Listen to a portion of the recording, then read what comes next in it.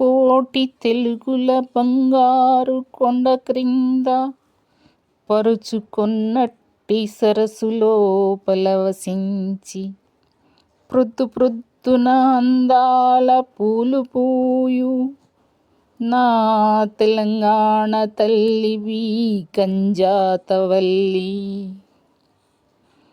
వేయి స్తంభాల గుడి నుండి చేయి సాచి ఎల్లోరా గుహలందున పల్లవించి శిల్పి ఉలి ముక్కులో వికసించినట్టి నా తెలంగాణ కోటి పుణ్యాల జాణ.